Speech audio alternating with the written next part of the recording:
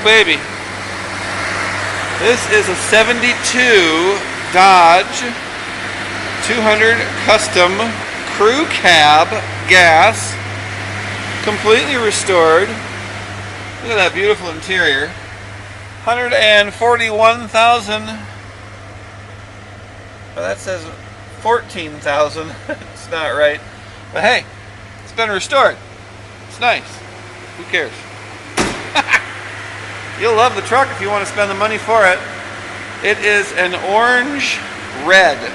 I guess I would call it tomato red.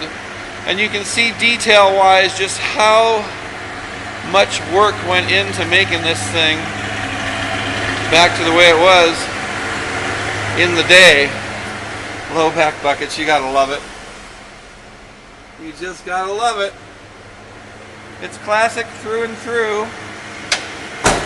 And it can be yours if you want to check it out.